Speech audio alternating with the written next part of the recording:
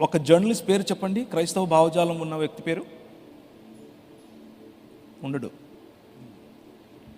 You need to become somebody like that. ఒక top business men పేరు చెప్పండి, క్రైస్తవుడిది. ఉంటారు అక్కడక్కడ చిన్న చిన్న వ్యాపారాలు నాలాగా, సరిపోదు. ఒక ముస్లిం గురించి, ఒక ముస్లింకు రాయి తగిలితే ఎవరు నిలబడుకొని మాట్లాడతారు పార్లమెంట్లో? ఒక పేరు చెప్పండి. అక్బరుద్దీన్ ఓవైసీ. కరెక్ట్ చెప్పారు. అసదుద్దీన్ ఓవైసీ. క్రైస్తవుడి పేరు చెప్పండి. ఉండడు. It's a shame on a community like this. A community that forgets its history will not remain in history.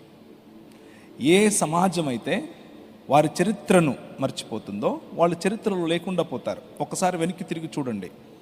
Ambedkar గారిని నిలబెట్టింది ఈ సమాజం, రైట్? భారతదేశానికి ఐఏఎస్ అనే వ్యవస్థను పరిచయం చేసింది ఈ సమాజం, రైట్? భారతదేశానికి ఐపీఎస్ అనే వ్యవస్థ పరిచయం చేసింది ఈ సమాజం, రైట్?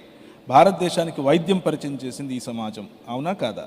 భారతదేశానికి విద్య పరిచయం చేసింది ఈ సమాజం, అవునా కాదా?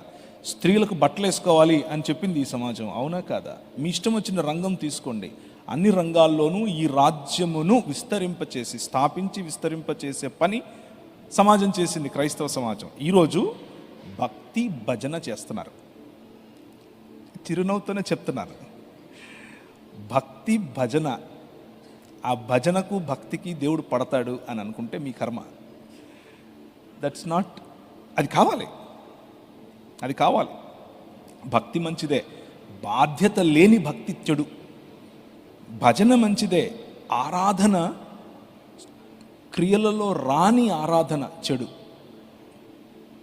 మతం మంచిదే, క్రీస్తు రాజుగా లేని మతం చెడు.